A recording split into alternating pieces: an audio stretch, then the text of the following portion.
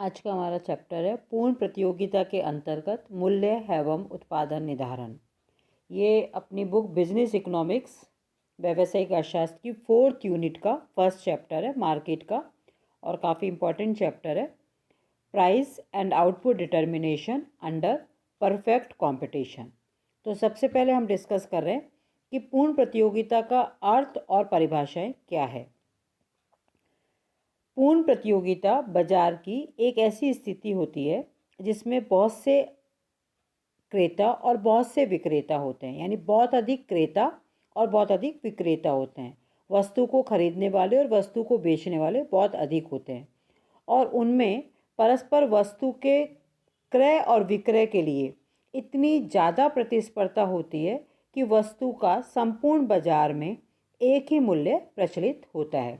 यानी पूर्ण प्रतियोगिता में बहुत सारे बायर्स, बहुत सारे सेलर, और जो कमोडिटी है, जो गुड्स है, उसको परचेज और सेल्स करने के लिए इतनी ज़्यादा कंपटीशन होता है कि वस्तु का पूरे के पूरे बाजार में एक ही मूल्य प्रचलित होता है। परिभाषाओं में हम प्रोफेसर मार्शल के अनुसार परिभाषा शो कर सकते हैं, प्रोफेसर बेनहम के अनुसार कर सकते हैं, और डेफिनेशन के बाद कोई सी भी 2 डेफिनेशन लिखने के बाद हम अपने शब्दों में उसका एक्सप्लेनेशन दे सकते हैं कि वास्तव में पूर्ण प्रतियोगिता बाजार वह होता है जिसमें कि बहुत सारे क्रेता और बहुत सारे विक्रेता होते हैं, और फर्में एक समान वस्तुएं बेचती है। इसमें किसी भी फर्म की यह स्थिति नहीं हो सकती कि वह बाजार को प्रभावित कर सके। तो ये हमारा बेसिक मीनिंग पूर्ण प्रतियोगिता क्या होता है वो अपन ने स्पष्ट किया। और नेक्स्ट जो मेरा अब हेडिंग है वो है पूर्ण प्रतियोगिता की विशेषताएं। इसमें हम एक एक विशेषताएं या शर्तों को पॉइंट करके मैं पढ़ाऊंगी। पहला पॉइंट है हमारा क्रेताओं और विक्रेताओं की अधिक संख्या, large number of buyers and sellers. पूर्ण प्रतियोगिता के लिए पहली शर्त यह है कि क्रेताओं और विक्रेताओं की संख्या इतनी अधिक हो कि कोई भी अकेला क्रेता अथवा विक्रेता वस्तु के उत्पादन की मात्रा तथा मूल्य को प्रभावित ना कर सके। अर्थात वस्तु की कुल मांग में किसी एक व्यक्तिगत क्रेता की मांग का भाग इतना कम हो कि वह अपनी क्रियाओं के द्वारा बाजार की मांग को प्रभावित ना कर सके, और उसी प्रकार वस्तु की कुल पूर्ति में किसी एक उत्पादक का इतना कम भाग कि वह अपने उत्पादन द्वारा बाजार में वस्तु की कुल पूर्ति को प्रभावित ना कर सके। यानी इतने ज़्यादा क्रेता और विक्रेता हैं कि एक क्रेता का भाग या एक विक्रेता का भाग इतना कम है कि वो संपूर्ण बाजार में ना तो मांग को प्रभावित कर सकता है और ना ही सप्लाई को प्रभावित कर सकता है। इस प्रकार कोई भी एक व्यक्ति वस्तु के मूल्य को अपनी क्रियाओं द्वारा प्रभावित नहीं कर सकता तथा प्रचलित मूल्य को उसे स्वीकार करना पड़ता है। दूसरा पॉइंट है हमारा समरूप वस्तु, होमोजीनियस प्रोडक्ट। उद्योग में जितनी भी फर्म लगी हुई हैं वो सारी फर्में एक जैसी वस्तु का उत्पादन तथा विक्रय करती है, यानी समरूप वस्तु का उत्पादन और विक्रय किया जाता है। अर्थात वस्तु विभेद नहीं पाया जाता। विभिन्न फर्मों के द्वारा उत्पादित माल पूर्ण रूप से एक दूसरे के समान होता है। यह एक विक्रेता की वस्तु दूसरे विक्रेता की वस्तु का पूर्ण स्थानापन्न होती हैं। यहाँ यह स्पष्ट कर देना भी अधिक सही होगा कि वस्तुओं में केवल भौतिक अथवा गुणों की दृष्टि से समानता नहीं होती, बल्कि वस्तुओं में व्यापारिक चिन्ह, बॉन्ड, नाम आदि का भी भेद नहीं होता है, यानी बिल्कुल एक जैसी होती है, बिल्कुल होमोजीनियस होती हैं। अतः क्रेताओं का किसी एक उत्पादक द्वारा उत्पादित वस्तुओं के लिए अन्य उत्पादकों द्वारा उत्पादित वस्तुओं की अपेक्षा कोई प्रेफरेंस नहीं होता। इसलिए कोई भी विक्रेता अपनी स्वतंत्र नीति नहीं बना सकता है। तीसरा पॉइंट है फर्मों का स्वतंत्र प्रवेश और बहिर्गमन। पूर्ण प्रतियोगिता में फ्री एंट्री एंड एग्जिट होती है फर्म की। पूर्ण प्रतियोगिता में नई फर्मों को प्रवेश करने और पुरानी फर्मों को उद्योग छोड़कर जाने की पूरी स्वतंत्रता होती है। जब उद्योग में अति सामान्य लाभ दिखाई देता है तो नई फर्में प्रवेश करती है, तथा उद्योग में जब कुछ फर्मों को हानि होती है तो वह उद्योग छोड़कर चली जाती है और इस प्रोसीजर के परिणाम स्वरूप पूर्ण प्रतियोगिता में फर्मों को केवल सामान्य लाभ ही प्राप्त होता है। चौथा पॉइंट है कृत्रिम प्रतिबंधों का अभाव, एब्सेंस ऑफ आर्टिफिशियल रेस्ट्रिक्शंस। पूर्ण प्रतियोगिता में वस्तुओं के क्रय या विक्रय पर कोई संस्थागत प्रतिबंध नहीं होता है। मूल्य मांग और पूर्ति की स्थितियों के अनुसार स्वतंत्र रूप से परिवर्तित होते रहते हैं।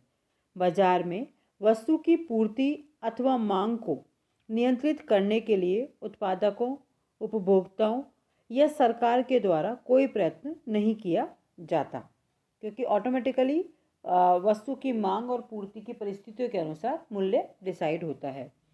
पांचवा पॉइंट है वस्तुओं तथा साधनों की पूर्ण गतिशीलता, perfect mobility of goods and factors. पूर्ण प्रतियोगिता की स्थिति में वस्तु बाजार तथा साधन बाजार दोनों में पूर्ण गतिशीलता होनी चाहिए, अर्थात वस्तुएं तथा साधन कम मूल्य वाले बाजारों से अधिक मूल्य वाले बाजारों अथवा उद्योगों में जाने के लिए स्वतंत्र होने चाहिए। उत्पादन के साधन कम भुगतान प्राप्त होने पर फर्म को छोड़कर दूसरी फर्म अथवा एक उद्योग को छोड़कर दूसरे उद्योग में जा सकते हैं। सिक्स्थ पॉइंट है बाजार स्थितियों का पूर्ण ज्ञान, perfect knowledge of the market conditions. पूर्ण प्रतियोगिता में क्रेताओं तथा विक्रेताओं में निकट का संपर्क होता है, जिसके परिणाम स्वरूप उन्हें उन मूल्यों का ज्ञान होता है जिन पर बाजार में वस्तुएं बेची अथवा खरीदी जाती रही हैं, और उन मूल्यों का भी ज्ञान होता है जिन पर दूसरे खरीदने तथा बेचने को तैयार हैं। जब कभी क्रेताओं को बाजार में प्रचलित मूल्यों का ज्ञान होता है तो कोई भी विक्रेता इससे अधिक मूल्य नहीं ले सकता, और कोई विक्रेता अधिक मूल्य वसूल करने का यदि प्रयत्न करता है तो उसे क्रेता छोड़कर अन्य विक्रेताओं से वह क्रेता क्रय कर लेता है। इसी प्रकार विक्रेता को प्रचलित मूल्य का ज्ञान होने से वह उससे कम मूल्य पर वस्तु नहीं बेचता है। सेवेंथ पॉइंट है समस्त बाजार में वस्तु की एक कीमत का प्रचलन, यूनिफॉर्म प्राइस। पूर्ण प्रतियोगिता की स्थिति में क्रेताओं तथा विक्रेताओं को बाजार का पूरा ज्ञान होता है। सभी विक्रेता द्वारा समरूप वस्तुएं बेची जाती हैं। किसी क्रेता या किसी विक्रेता से लगाव नहीं होता है, अतः एक वस्तु का एक समय समस्त बाजार में एक ही मूल्य प्रचलित होता है।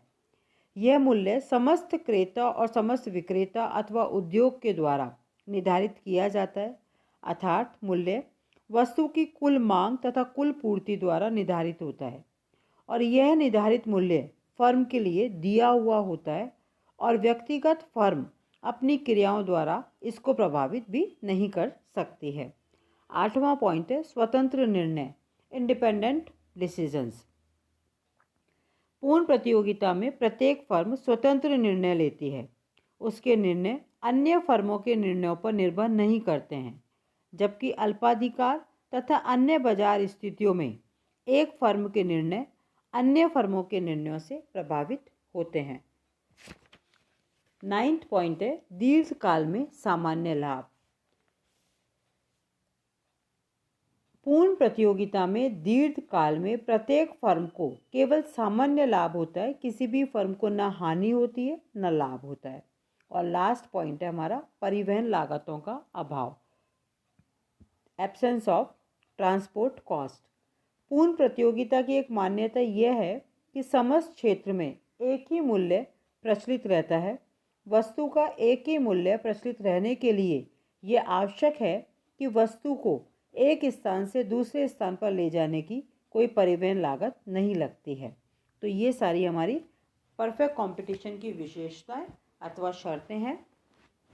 उसके बाद क्योंकि हम बार बार कह रहे हैं कि पूर्ण प्रतियोगिता में उद्योग के द्वारा प्राइस डिसाइड होती है, तो अब हम ये डिस्कस कर रहे हैं कि फर्म और उद्योग का अर्थ क्या है, what is the meaning of firm and industry. तो पूर्ण प्रतियोगिता के अंतर्गत मूल्य एवं उत्पादन निर्धारण तथा फर्म के संतुलन और उद्योग के संतुलन की स्टडी करने से पहले हमें फर्म और उद्योग का अर्थ समझना होगा। पूर्ण प्रतियोगिता की स्थिति में फर्म का मतलब किसी एक व्यक्तिगत उत्पादक से होता है। पूर्ण प्रतियोगिता में एक फर्म प्रचलित मूल्य पर जितनी मात्रा में चाहे उतनी मात्रा में माल बेच सकती है, परंतु वह अपनी क्रियाओं के द्वारा बाजार मूल्य में वृद्धि अथवा कमी नहीं कर सकती। और पूर्ण प्रतियोगिता में व्यक्तिगत फर्म का मांग वक्र एक हॉरिजॉन्टल कर्व होता है, एक सीधी लाइन होती है, OX अक्ष के समानांतर होती है, जिसे कि हम क्षितिजीय वक्र कहते हैं, हॉरिजॉन्टल कर्व कहते हैं। और फर्म का मांग वक्र ही फर्म के लिए औसत आगम वक्र और सीमांत आगम वक्र भी होता है। यानी पूर्ण प्रतियोगिता में फर्म का डिमांड कर्व ही AR कर्व और MR कर्व दोनों होते हैं, क्योंकि फर्म प्रचलित मूल्य पर वस्तु की चाहे जितनी इकाइयाँ बेच सकती है और उसे अधिक इकाइयाँ बेचने के लिए मूल्य कम नहीं करना पड़ता है।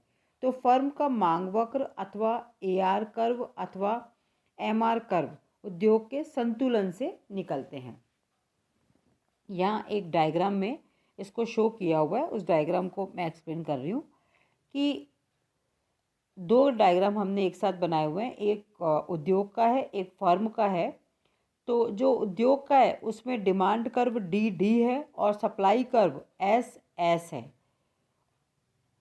और सप्लाई और डिमांड ने जहाँ एक दूसरे को काटा है वो E बिंदु है। E बिंदु पर वस्तु की पूर्ति का संतुलन है, जहाँ वस्तु का OP मूल्य निर्धारित होता है और यह OP मूल्य फर्म दिया हुआ मान लेती है। अतः फर्म का मांग वक्र अथवा औसत और सीमांत आगम वक्र OP के स्तर पर OX के समानांतर वक्र AR बराबर MR होगा, जो कि हमने आगे फर्म वाले डायग्राम में शो किया हुआ है। अब यदि वस्तु की मांग बढ़कर D1 हो जाती है तो D1 मांग व SS पूर्ति वक्र के संतुलन द्वारा OP1 मूल्य डिसाइड होता है। तो ऐसी स्थिति में फर्म का मांग वक्र अथवा AR और MR वक्र OP1 के स्तर पर OX अक्ष के समानांतर AR1 बराबर MR1 होगा।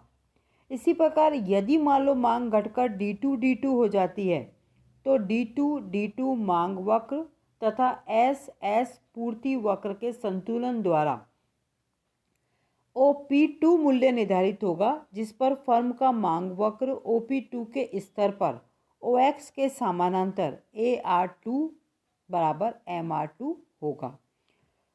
ये हमारा प्राइस यहाँ से डिसाइड हुई।